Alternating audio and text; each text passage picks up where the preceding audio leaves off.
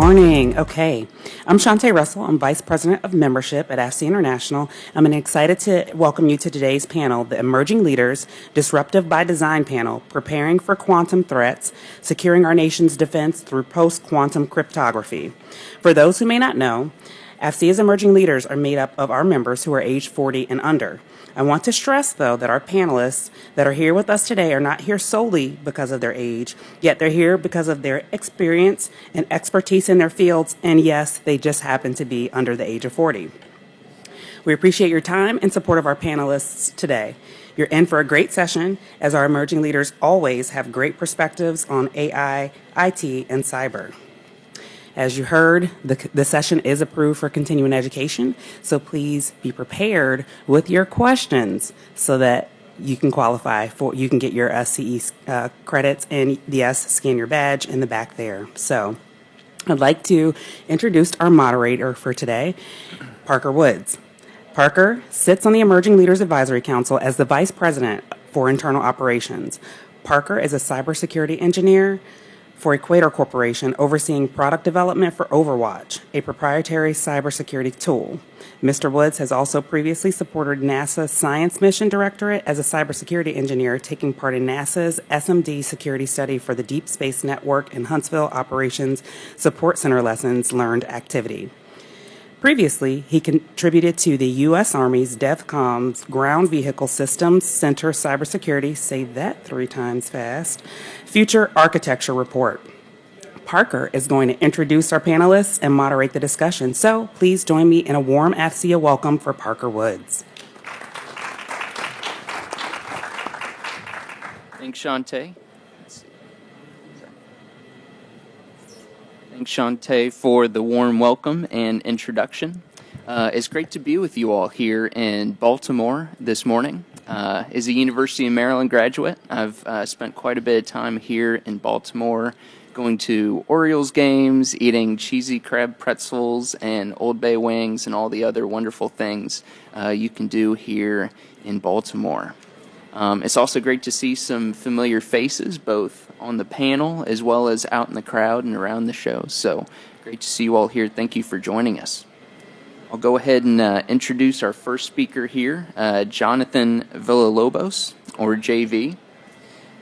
With over 15 years of experience in Navy C4 ISR and related fields, Mr. Villalobos is a seasoned manager and technology insertion pioneer, coming off recent successes with the Navy's Big Data Joint Solution, Spinnaker, and launch of Zero Trust Platform as a Service afloat.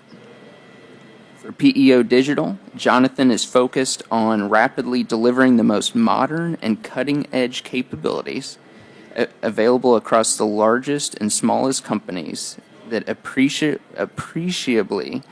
improve warfighter survivability and resiliency. Jonathan has also demonstrated mastery at deploying new capabilities in a manner that yields significant cost savings to the Navy. Jonathan has 3 master's degrees, data science, MBA, and cybersecurity and information assurance. That's pretty good. I felt pretty good with just 1 master's degree, but hey. And then a bachelor's degree in computer science from National University. Let's welcome JV.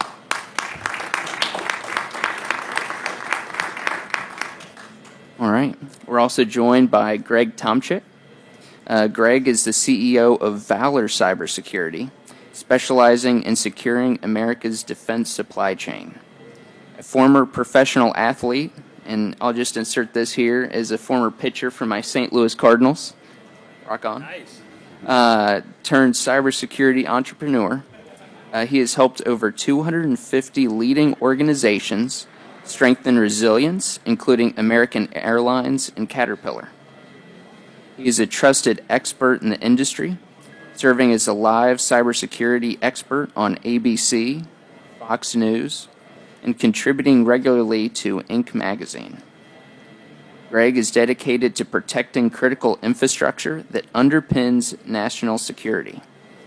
He also builds trust across the defense community and hosts the Connected Mindset live show. empowering leaders to thrive in an increasingly connected world. Let's welcome Greg to the panel.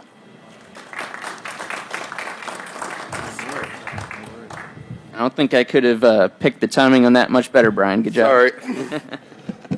All right. We'll welcome Brian as well.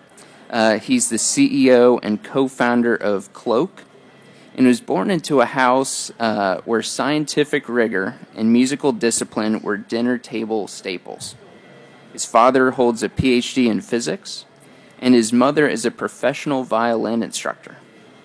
By the time most kids were cracking open their first mystery novel, Penny was reverse engineering an Enigma machine and mastering the cello, a combination that later earned him musical scholarships and an audio engineering degree.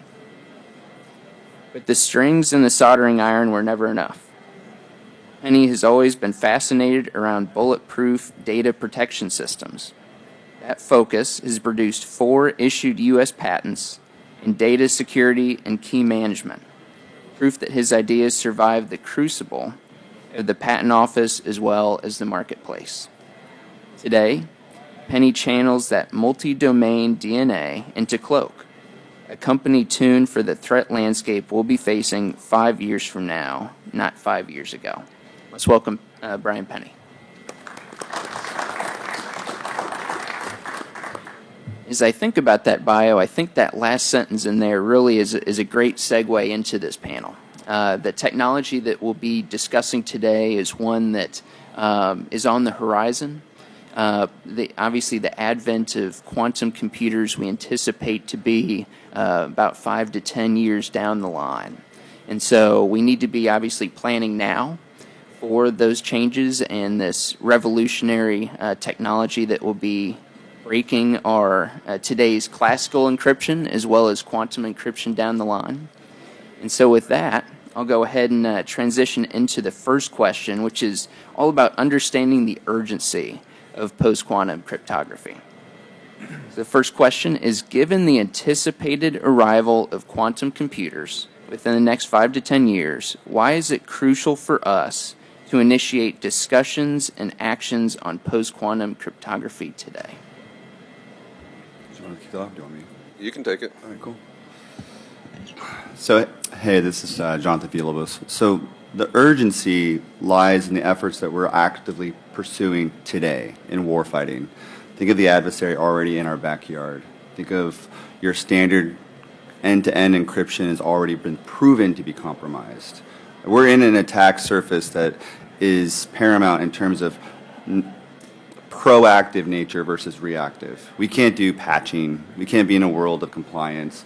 We need to be in the world of how do we prepare ourselves on timelines that we don't discuss here that need action and proactiveness. So in my experience, we actually have pilot and innovation efforts that are taking PQCs and blockchain and decentralization into warfighting capabilities on the ship, on the edge.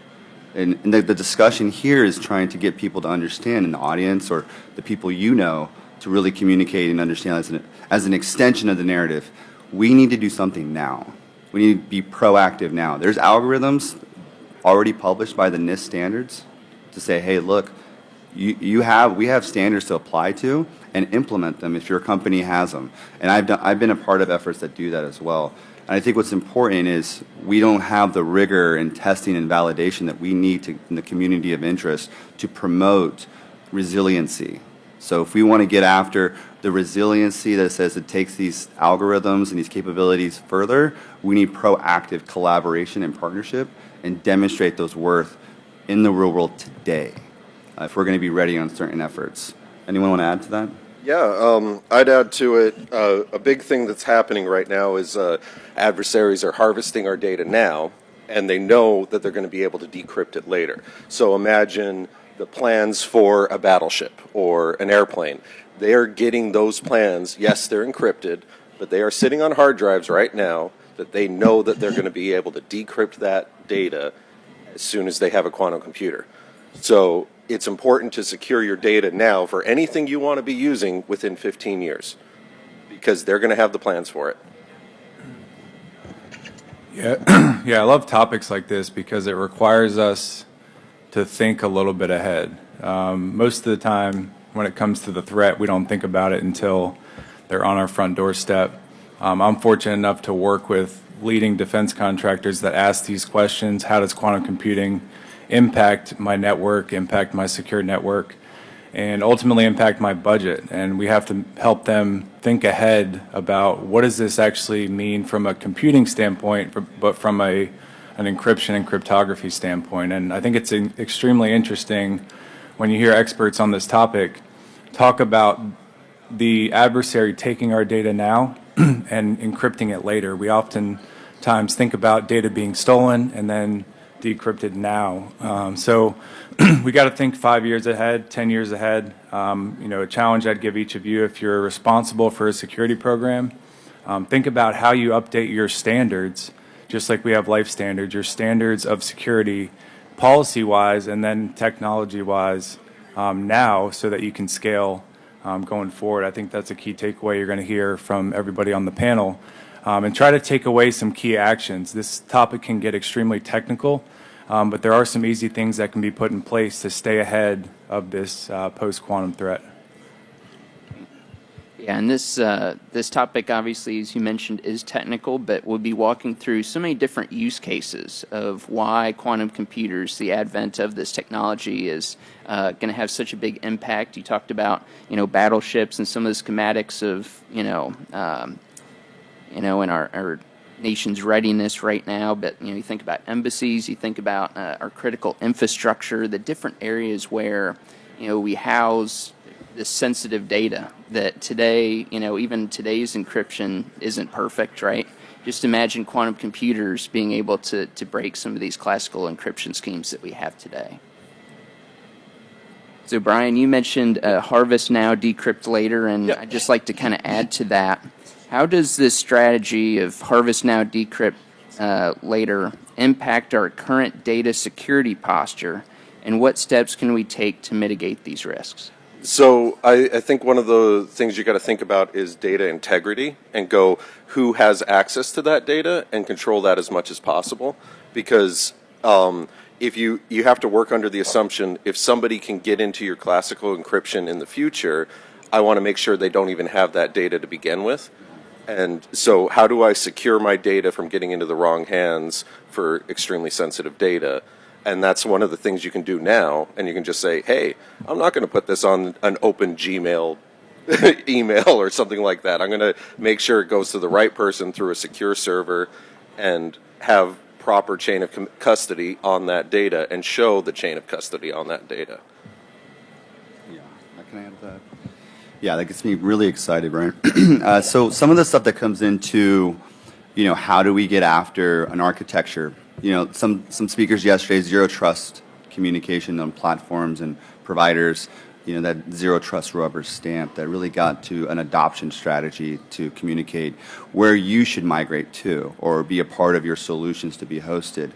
The micro segmentation to get after this, perimeter defense-based approach is good. It's in the right direction, but we really need to kind of think about changing the architecture as a whole.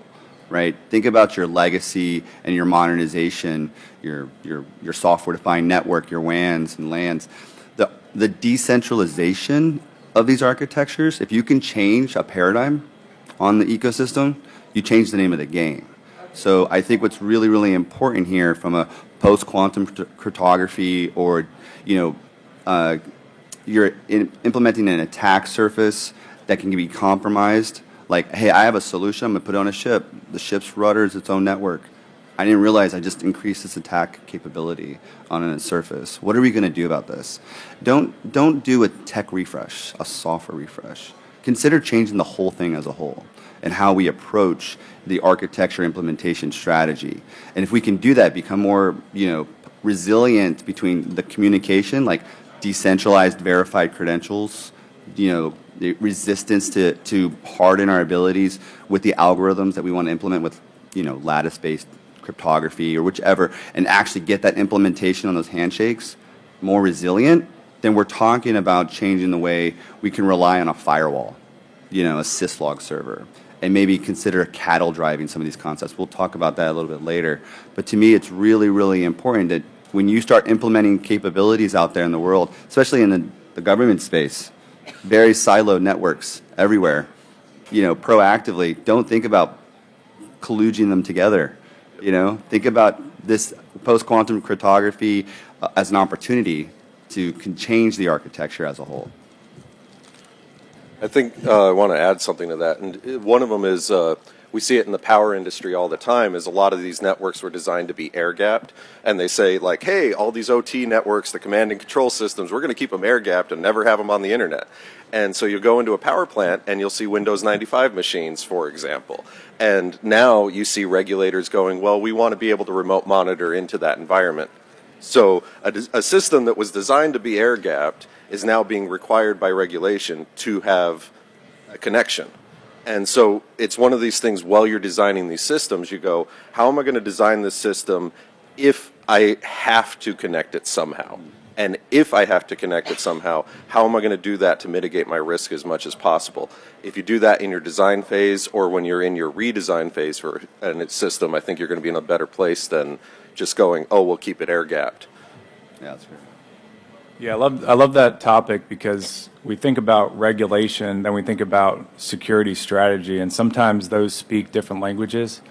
So we really have to think about strategy and how can we align our strategy with regulation versus how do we start with regulation and then try to find a strategy on the back end. I think a lot of times we get behind when it comes to advanced technologies like this because we align with regulation that doesn't have these future-facing protections in place. So we have to take accountability and make the choice to see this as a huge threat that it continues to get bigger and then put that into our strategy versus expecting the regulators, the government, or otherwise to get out ahead of it for us. So that's something we need to take accountability for as the owners of networks, as the security professionals that we all are. Wonderful. I know a lot of technical engineers who I aspire to be one day and who I look up to have for years been talking about this next wave of post-quantum cryptography and the advent of quantum computers. But I really want to talk about how does the BD community, the business development community, what's the application here? What can they be doing right now to get ahead of post-quantum cryptography, start planning for this important technology, this new wave that's coming forward? Yeah, I think that's great. Okay.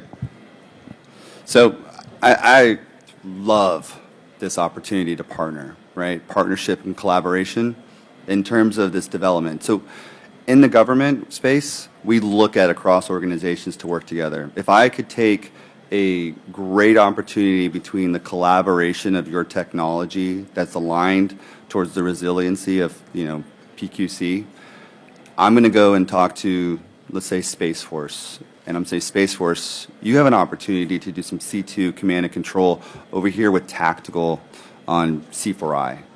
Let's collaborate this opportunity, scale your capability out, and across joint services or collaborations.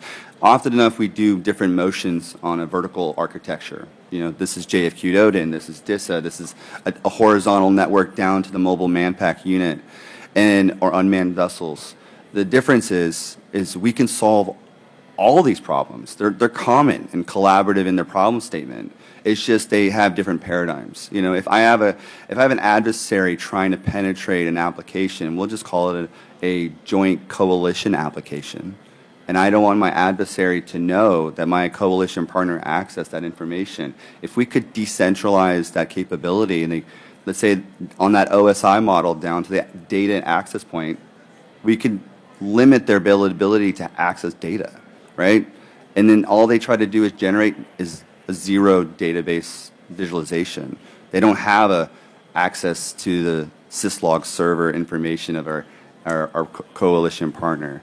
But the concept is partnership and collaboration to showcase that business value. In the Department of the Navy, we thrive on this concept of horizons and maturity of innovation with piloting and demonstrations to production. So if we want to get out of this valley of death, right? A lot of people understand that whole valley of death concept and penetrate the market and get that market fit right. I noticed a lot of the real-world application demonstrations, right? So get your capability out there. Let's promote that capability to the point where the return on investments are actually demonstrating value. So let's relate this to this, right? If I could decentralize the architecture and I can create a transport layer that is a post-quantum cryptographic encryption, let's say in distributed ledgers and blockchain, just arbitrarily, right? And I'm riding on this transport layer across cloud to edge, right? Shore and afloat, whichever it may be.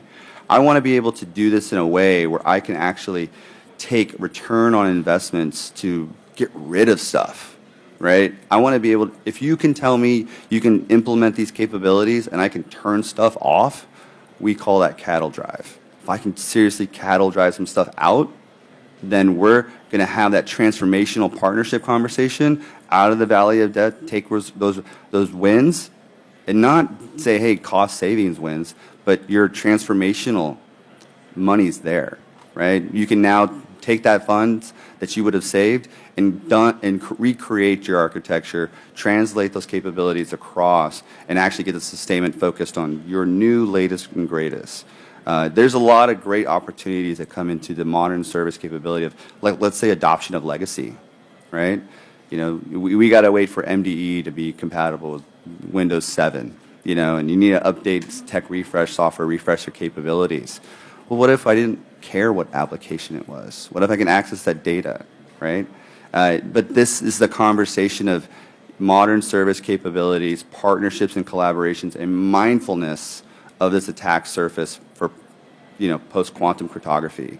And this is a constant discussion of implementation. So partnerships focused on policies and standards. Then the Department of the Navy, we're trying to put out memorandums and directives to prioritize the implementation of this now. So we have a thing called Naval Identity Services. It's not focused on this yet. And we're like, hey, security first, right? Implementation, security first. So if we're going to do Naval Identity Services with NIST, we need to approach this problem statement as well. And, you know, people say, where's my requirements, right? And so we're going to try to promote internally, hey, get after it, you need to. But we also need a community of industry and partnerships on the how. That's an interesting idea of addressing the technical debt that you already have in your environment and using this as a way to say, hey, we already have these problems. We should be addressing them anyways. And this PQC conversation of quantum computers are coming, or maybe a way to address, we have a huge technical debt on all this critical infrastructure. I mean, for instance, last week at Newark Airport, they said the air traffic control system went down for 90 seconds. You know, that's a technical debt. Why aren't we addressing these? And, you know, part of it is regulation, part of it is budgetary, and we go, okay, we can align some of these and say, how do we make regulation push the budgets to push addressing this technical debt in a way that actually makes it move forward? Because we're building, if we say, hey, we're going to put out this fancy algorithm and it's going to be, it solves all these problems, but it only runs on Windows 10 machines. What happens when Microsoft stops supporting Windows 10? You know, you're building your house on sand really quick then. And I think we need to address that as part of this conversation now.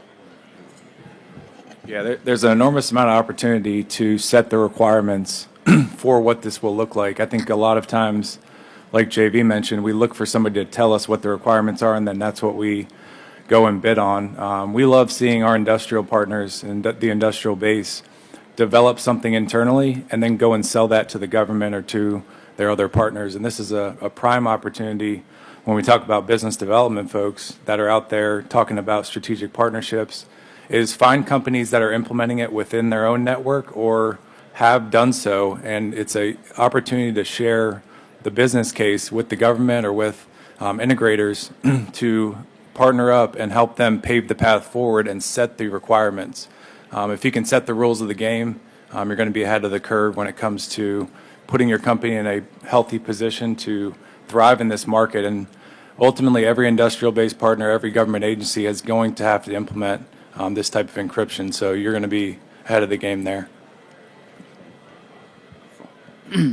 So many great points here that were made. Obviously, think about the partnership in the Navy, right, and just the ability for many of our government departments to see what is on the horizon, right, and to start thinking through how we're going to start partnering with industry and implementing post-quantum cryptography. Another example that I thought of was the NIST standards, and some of the different policies that are being developed right now so that we can start to integrate some of these quantum capabilities into our systems. Our next question is on the federal government's role in post-quantum cryptography, and I'm definitely interested to see some of the different use cases that you all think through what the government is doing right now to undertake this and address these challenges posed by quantum cryptography, specifically for critical infrastructure. So I'll pass that on to Brian. The critical infrastructure. Yeah, I think so. I work in power plants. We work in securing the OT environments in power plants, and we're doing it on a hardware level. I think the federal government could help in a lot of ways. One is be honest about the regulation that they're putting on these power companies. A lot of the times we're not talking about. You don't want to move fast in the power industry because there's a lot of moving parts, and it's very easy to accidentally shut things down. And so if you go in there with a sledgehammer and say, hey, we got all this regulation, boom, the power plant's going to say, that's just going to shut our system down. We're not doing it. We need a waiver on that regulation, and that's what ends up happening. So I think an honest conversation, and instead of saying, like, we have to have this happen now, we say, here is the roadmap to make this happen, here's how we're going to be a partner, and here's how we're not going to get in the way, and have that conversation. I think ways of being a partner is you see great labs like Idaho National Labs or Oak Ridge, and you say, we're going to do some of the research and development at these labs because we have the tools there, the smart people are there to do this study. Why don't we have the national labs be a partnership with the power companies and say, we're going to do a lot of this testing, so it's not all on you to be in your labs doing this testing, because some power companies have a great facilities that you can test on all their equipment, and other ones, they're in rural areas that they have no labs. Mm-hmm. And having those national labs have the allocated budget to be able to address this problem would be huge for the power industry. Yeah, I want to hit on some of the use case developments and the directives that kind of came out, at least on the areas that I touch. What's happened a lot is, the sensitivity with some of the IoT systems, and we have still a cyber attack surface that we call shadow IoT, right? The adversaries in our backyard, we don't know if they're just sitting and waiting in some cases. We need to access this and triage it, right? And in a very resilient manner. To be able to do that with the SOC analysts and the capabilities, we put out directives that say, hey, you no longer can be on an island. You have to be touched and connected. Yep. So how are we going to touch this critical infrastructure, and how are we going to implement the resiliency if we're already, compromised in a very cryptographic way? I have multiple efforts going on at the moment that really go after some of this access and availability, and also triage at the edge. Take your data center to the edge, access locally, bring your own bandwidth availability, and connect it securely. And this conversation is an inherent one where I've noticed with some capabilities specifically that are using distributed ledgers to put some resiliency between IL5 and 6, right? Or putting it in a capability perspective to implement the NIST standards for PQC in a software-based perspective. So if you can be like a containerized software-based solution, it's going to make it an adoption strategy a lot easier. I mean, just standard concepts in terms of fielding and solutioning. There's not a lot of real estate on a ship, right? There's not a lot of bandwidth and availability to say, hey, you're an edge provider, right? Think about it, multi-cloud. They're going to have competing, classifications and multiple resiliencies from multi-cloud providers. We have to be mindful of putting the capability of a high-performance computing center at the edge and implement a lattice-based cryptographic encryption, but we don't even know if it's going to work in terms of the resiliency of the way that algorithm's designed, if it's an easy lift, right? So we have efforts that go after to say, hey, look, let's think operational first, right? Think of those little R requirements, what mission and outcomes we're trying to create, and what serves a local operational need and what serves a network infrastructure access availability need. Like I want to focus on you as a customer locally, but I also want to focus on my ability to access those systems, triage it, get it back, and we have focused areas that say, hey, sometimes it's not a single capability. I want to bring the transport post-quantum layer, but I need your solution to access the data in a very secure, distributed way so that we can do this in an orchestrated. It's not one vendor can do it all. I think I'm going to probably say that a couple times because the reality is the implementation strategies it's going to be an ecosystem. It's going to be a multi-dimensional system that allows us to get after the many mission outcomes that we want to create. So when we start talking about this, the government's implementation strategy to that, I've been mostly focusing on investments, values, and creations, resiliency. And if I can get the resiliency pushed to a 10x or user time loss savings as well, hey, I'm going to promote this as all the way up to the DoD as much as possible because I want this to be an adoption strategy that's common and collaborative. That's a whole nother challenge we have that I'll even tag on is there's so many solutions out there stood up in a very similar sauce, similar related ideas, and they could have been common on the back end. Common database, common encryption solutions, common transport, and let alone managing that, right? It's managing another transport layer on an encryption perspective is managing another network manager, right? It's just it's not resilient, at least in the government space. So we need people to come in and show us how to be even more resilient when we talk about our attack surface. So I'm grateful that there's people leaning in.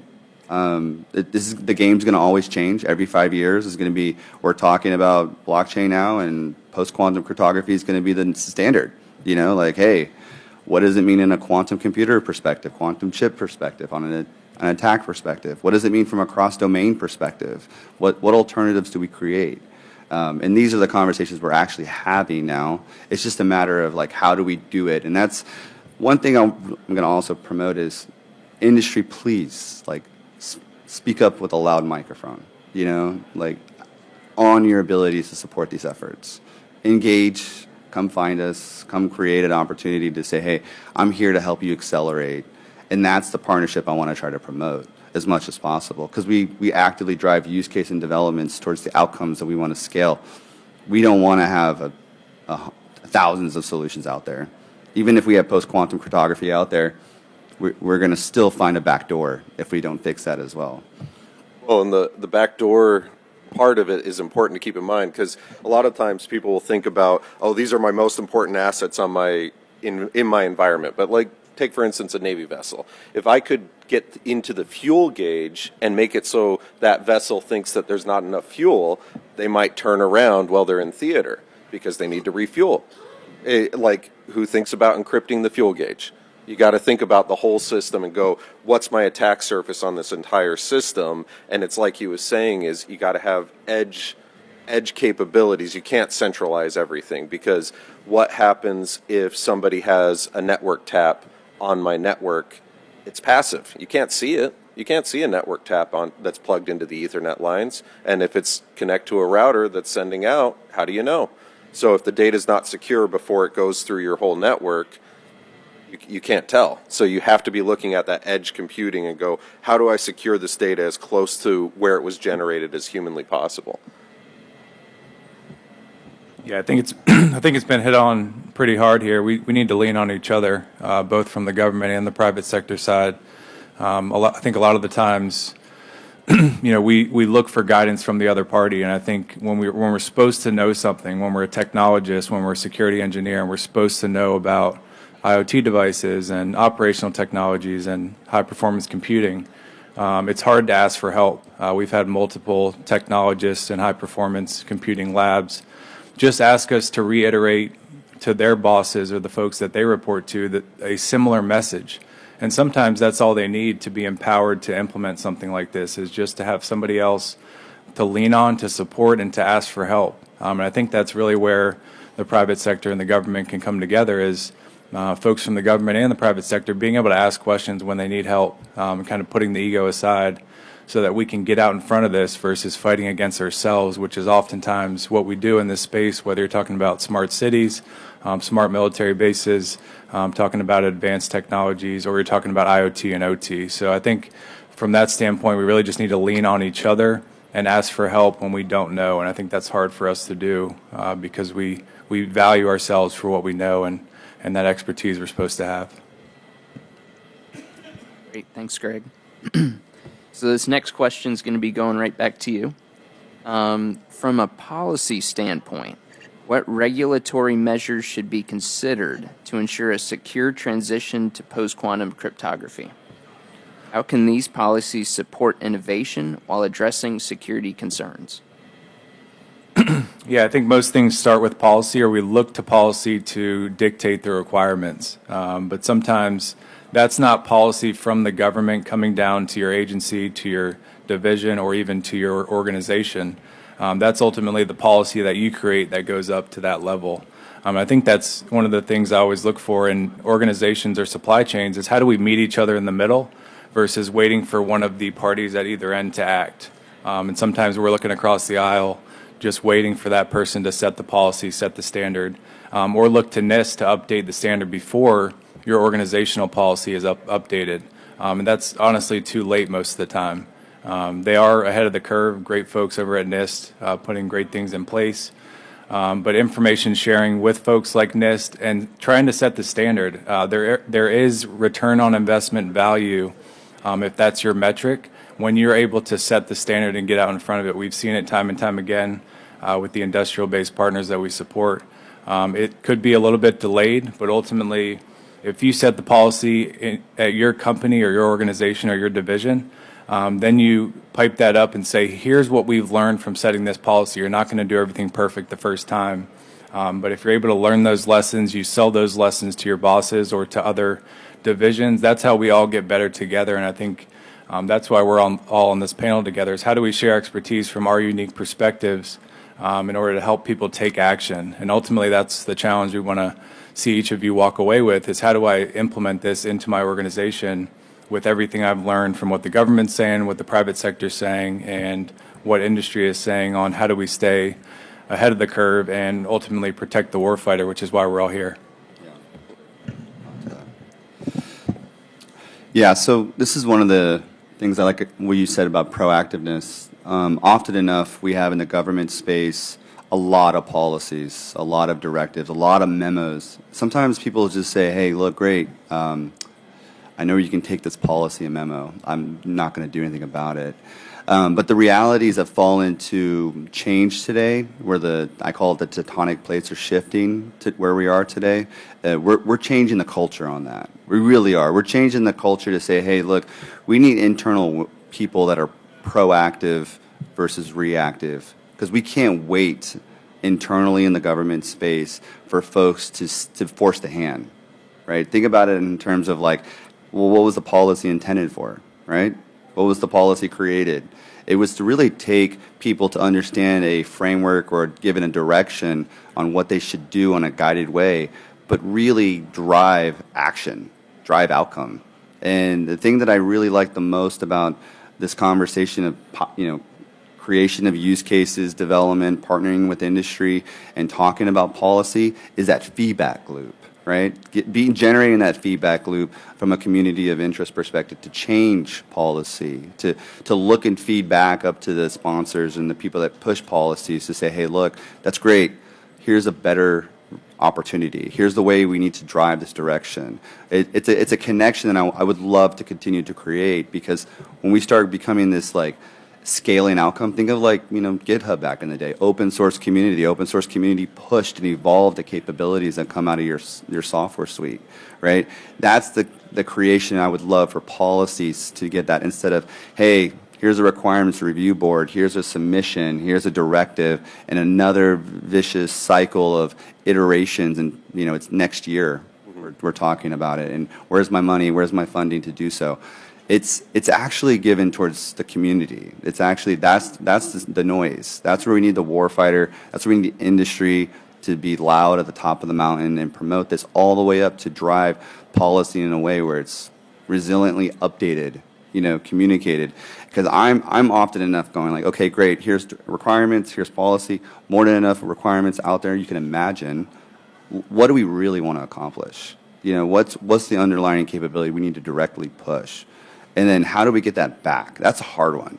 That's really hard. Like, how do we get that message and narrative back? Because really, it becomes a success story, a win. And we get excited. We publicize it. We put it out there. And that's great. But we're losing some of the content, right? Like, okay, what was so special technically? What was so resilient? What does that mean to the policies? And how do we push it back? I think that's one of the things we can probably even improve on. Yeah. I'd like to add on the policy thing, one of the things with quantum computers is there's a lot of unknowns. We know that they're going to be powerful. We know a couple of the algorithms they're going to use to crack our cryptography, like Shor's algorithm is going to crack anything involving prime numbers, right? But we have to be honest that we don't know exactly who's going to invent what once they have these things. So we have to build into our systems agility, and we have to be building in a willingness to pivot when we find things out. So I think from the day one, we have to say crypto agility, the idea of being able to swap in and out different parts of your cryptography and your security is super important. And being honest and saying, hey, I don't know for sure in 10 years that a quantum computer isn't going to crack this, so I want to build it with the ability to have those building blocks moved in and out. Yeah, lift and shift. Yeah. Interoperability. Yep. You want anything? As someone who's supporting NASA now in more of a PM role, I like to hear you say the word agility there, right? You think about the iterative development that will be required from a software perspective to constantly be improving and taking steps to address new requirements and new challenges, obviously, in the field once these quantum computers, once we start knowing more and more and get closer to the advent of that computer. I also want to think about the larger picture and the impact of post-quantum cryptography on, we'll say, the supply chain. What kind of supply chain dynamics and do you foresee with this post-quantum cryptography solution? Oh, I can take it. So one of the things that you're going to see is you need more compute power to handle a lot of these algorithms. And compute power equals chips. Where are the chips manufactured? Do we need to have more chips manufactured in the U.S.? Like right now, for instance, a lot of stuff I build is on FPGAs. FPGAs are all built in Taiwan. And they're great, and they're amazing, and they're super handy, and it solves some of that edge computing cost you're talking about, because here's a chip that can run on the edge, that's low power, that can do quite a lot of parallel processing, that you can pre-program in, but they're not made in the U.S., and we need to be honest about that. Supply chain is, we don't control a lot of things in between Taiwan and here. And how do we go be honest about where these chips are manufactured, who's sourcing them, and then who's building our PCB boards? If somebody puts a sniffing device onto a PCB board in the manufacturing facility, how do you know it's on there? Where was it manufactured? Those basic questions. I see a lot of people skipping that question. Yeah, security continues to get more supply chain focused. We've seen it with CMMC in the industrial base, with HIPAA and healthcare. Some of those industries that are needing higher security. I think a lot of times it comes down to a conversation to create less friction. When we think about encryption and cryptography and quantum computing, we think about the friction it's going to create when someone that you're doing business with or that's in your supply chain is not doing it. So I think it starts with that conversation on how do we all get on the same sheet of music, whether it's industry or the government, to create a supply chain that has a sound baseline standard. And I think we're still getting there, which is very interesting because most of us feel like we're already there because we're in the defense space and they're the most regulated space from a security perspective. But what we see when we work with industrial-based partners is a lot of their subcontractors, maybe even their prime contractor, hasn't thought about this topic. So if you can think about setting a standard across your supply chain, communicating it effectively, and then sharing how you actually went about it to save time and money in the process, people will actually go above and beyond to implement it because they have that defense mission and they're mission driven. But oftentimes we don't share that information with our supply chain partners because we see it as a competitive advantage just for ourselves. So getting off that island proverbially. All right, our next question will be talking about the integration of artificial intelligence and quantum computing. And so the question for the panel is, with the convergence of AI and quantum computing, what new opportunities and challenges arise in the cybersecurity landscape? How can we leverage this integration to enhance security measures? Okay, so from a practical perspective, think of automation, right?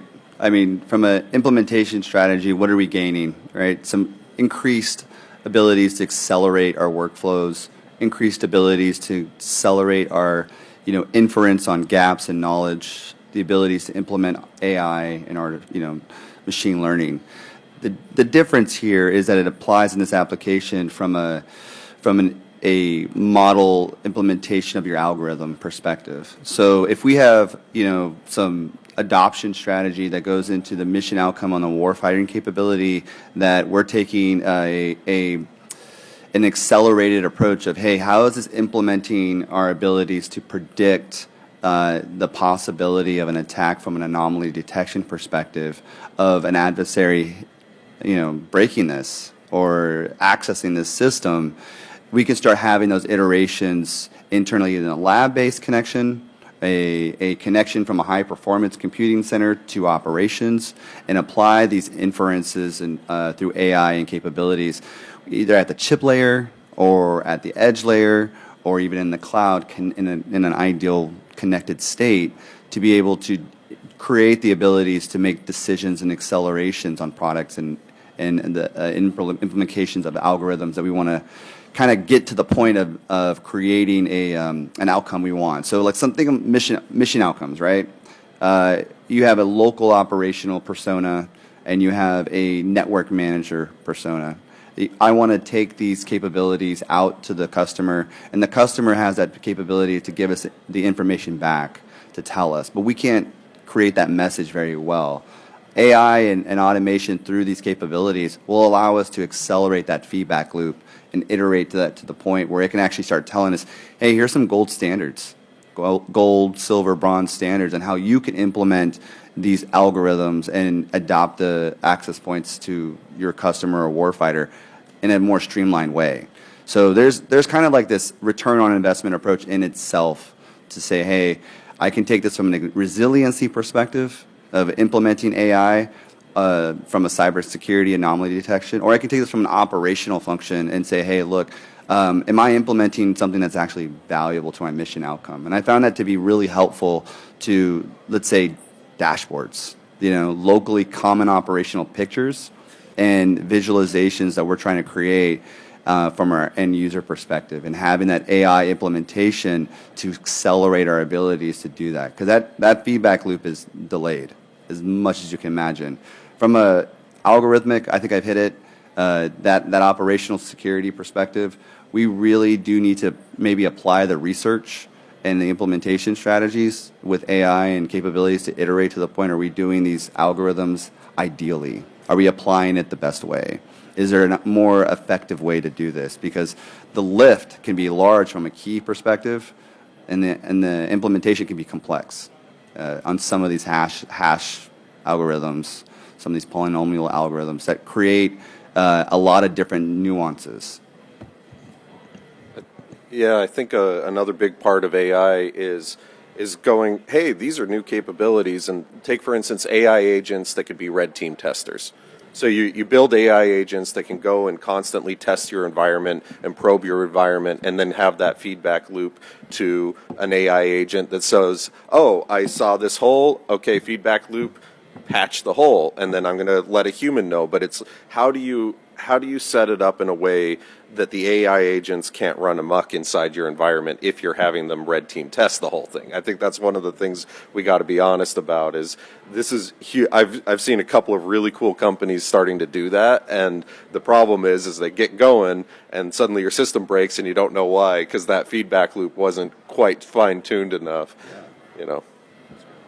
Yeah, I love to use quotes in these on these topics. You know, with great opportunity comes great challenge. It's an amazing opportunity from a cybersecurity standpoint to use AI and quantum computing because it helps us connect the dots quicker and more effectively. It also does the same for the adversary. So when we think about how these two topics of AI and quantum computing converge, and as they converge, we're connecting the dots faster, we're seeing threats quicker, but the adversaries also using this as a way to do the same from the other side. So I think it calls for a heightened sense of actually implementing this type of new standard of encryption and cryptography, because if they're already in our networks and they're going to get in quicker, if we can have some of the strategies we've discussed today, microsegmentation and agility, I think it's really going to set us up to take advantage of those opportunities and minimize the challenges before they kind of blow up in our face. Great. All right, we have one more question for the panel, but I wanted to point out the microphone there for anyone who would like to speak up and ask a question of the panel. Would you like to ask now? Okay. You go. So just real quick, since we're a little bit limited on time, we want to think through what actionable guidance we have for our IT administrators and those tasked with actually implementing and carrying out this post-quantum solution. And so if you could just briefly kind of think through and share a little bit of guidance for the audience, that'd be great. To start, yeah. So call to action, I think, is really a proactiveness on industry, a collaboration with government and industry communication. We've taken it from the Navy perspective to do this pilot intake form. Great. We need more of this proactive, out-of-the-box thinking and collaboration, not product market fit discussions, but partnerships in terms of getting after the implementation strategy of things. So I'm a huge proponent of reach out, let's talk, let's communicate, let's get onto a channel, let's get folks together. And what that means is, who in the government are you talking to already? Who are you already working with? Who in the government can I talk to help bridge these gaps?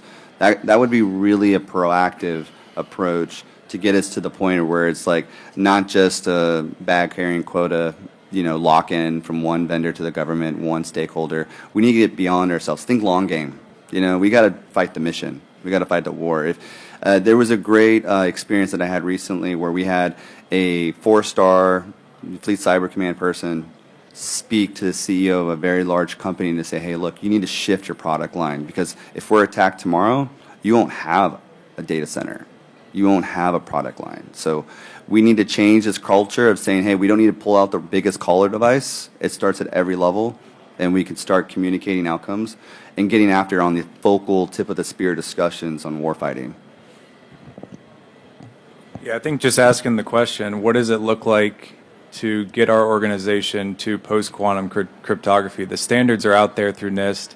I think questions are the best answers oftentimes. So going back to your organization, simply asking the question, what does that look like and what resources do we need to update it? I think that's the biggest key takeaway that I would, if I was an IT administrator, I'd be going back to my organization and asking, what does it look like to go from pre-quantum to post-quantum cryptography, and how can we get there in a quicker format than just waiting 5-10 years to get there? Thank you. I'd crypto agility. That'd be the number one thing I'd be thinking about, is how are we building these systems to be agile as possible. Thank you. All right, first question. Good job, guys. Thank you.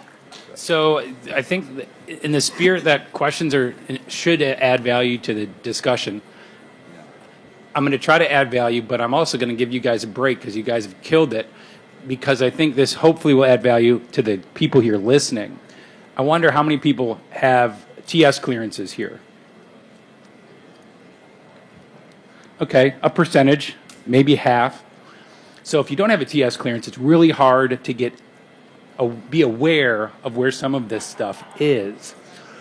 But to the point of industry engagement, so one of the sort of things I'm a little embarrassed but not too ashamed to do as an AFCEAN is to advertise an upcoming AFCEA event where there's going to be more discussion, and we're going to keep peeling this onion at this fall's AFCEA San Diego C4ISR Symposium, where quantum's going to be featured really heavily, and AI, where don't want to share all the fun ahead of time, but we're going to get at how do you use AI to compete against itself to do some of the things that JV's talking about. So if you're not interested, if you're interested in quantum encryption, want to learn more, but you're not in San Diego, obviously it's a trip. If you're local to San Diego, check it out. And we'll be pulling the threads on all this stuff actually there, and that's in November 4th and 5th. So great job, guys. Thanks for allowing me to do that little bit of a public service announcement. Yeah, I love it. Thank you. Hi, Johnson Wu from Defense Innovation Unit. I have a pointed trick question for JV. Love it. So, you guys have put skin in the game, dipped toes into data-centric security using distributed ledgers that kind of touches upon post-quantum cryptography. 100%. Not quite. Yeah. So I just came back from RSA, and it's rather confusing. I see a lot of crypto inventory. Mm-hmm. Well, crypto inventory is just a small part of the solution. There are the quantum random number generators. Yeah. And there is the certificate chain of custody and certificate life cycle management guys. Mm-hmm. And there are the big box vendors, the Palo Altos and the Ciscos and the Talets and those guys. So, full disclosure here, DIU did the multi-layered security using distributed ledgers with you. Yeah. If you were to put skin in the game on post-quantum cryptography, it's going to be a heck of a lot messier because you're counting on all these vendors to come in. So the question for you is, are you going to do it yourself? Are you going to get DIU? Or are you just going to issue it to a prime? No, love it. So this goes back towards your question on like a proactiveness. We actively already are discussing, what does that architecture look like? How do we want to present and drive those capabilities? It's not going to be a one vendor does it all. It's just not. We have a use case operational focus first. And so there is some bright minds that, we can talk about later that are driving the innovation and directive of like, hey, here's that. I'm the policy governant owner on this use case. I'm going to drive the standard of how we should direct maybe some real world hardware applications, the tip of the spear of the challenge where there's no telco in sight and war fighting's happening, things are turned off. That's going to bring up a multi-layer of availability of different criteria of solutions. So that our effort that we worked on together isn't going to be enough in itself.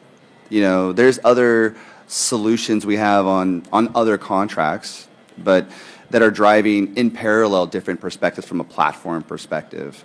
The IL6 and IL5 discussion, different use cases. And even those ones, platforms as a services aren't really going to do it as well. So I entertain the opportunity to continue to iterate on this, right? I look at it in some cases, we're just kind of doing the tip of the iceberg. The problem and the challenges we want to address are deeper below the surface of the water. And there's so much more players to get involved. I'm more open and available for small businesses all the way up to the larger companies to work together. But I'm still going to be an advocate of there's not going to be one that can do it all. So I encourage this partnership and collaboration. But what we're doing better at today is setting it up for success. So, for example, you have a great product and solution. We've done some stuff together when it comes to getting some ideas out. But you need to set it up for success to where, on what platform, on what environment, and who's going to be the operational stakeholder. You know, do it right. Set it up from the beginning. And that's where I feel like we're going to change the iteration to be more responsive and active on maybe particular solutions over others. But thank you for that question. Yeah. Thank you.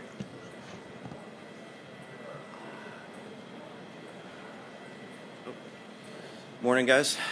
So, Jason Bradley from Copper River, and we're kind of like a middleman between industry and government, but you touched on this a little bit earlier. I wanted to drill into it a little bit more. And please bear in mind, I'm not technical. My VCR still blinks 12 after every power outage.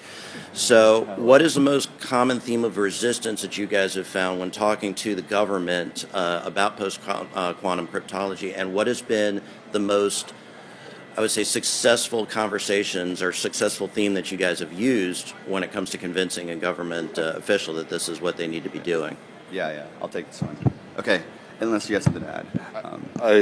I could say part of the problem is the technical, you know, a lot of the times technical people, we talk up here and it's hard to bring it down, and it's hard to find that middleman conversation between technical and government and regulation a lot, but I'll let you go. Yeah, no, that's great. And you bring up that translator in the middle conversation, right? Like in some discussions, depending who's in the audience, sometimes you need a crayon and coloring book, you know, to translate. Here's the roadmap, you know, and how do you connect the dots? I've been very proactive with certain voice of the customer, voice of the warfighter approach, getting that perspective to be that champion and getting them in front of, like, let's say the Dawn CIO, in front of the DoD CIO, in front of a digital twin effort with CSRA, with the DoD. And the reason why that was so impactful is because they have the abilities to voice real impactful operational experience that's today. Hey, guys, I got 30,000 alerts every minute. You guys are not giving me what I need. You know, they're really giving that scared story message across the line and being able to put a sense of urgency on leadership, specifically on standard encryption. It's like, I'm not the one doing it. I'd rather have not a vendor, not myself. I'd rather have the warfighter do it. And once they communicate that, they say, how? Okay, how do we fix this? And so some of these approaches have led to post-quantum cryptography, resiliency, trying to get after, a responsiveness, a proactiveness, and building the ecosystem in a virtual environment, a digital twin perspective to iterate virtual red team, blue team, purple team stuff, and create these approaches. So multiple people, multiple players, but if you can get the voice of the warfighter to do it, if you can get your people that you're working with to help them align towards the outcomes that they want to accomplish, and you're in front of some important people, find those customers to come with you. You see what I'm saying? Yeah. Find them and bring them into the conversation. Have them be your champion. And once you get that champion, they'll help you help them. You see what I'm saying? It's let me help you help myself kind of thing. No, makes perfect sense. Thank you. Okay. And with that, we are at time.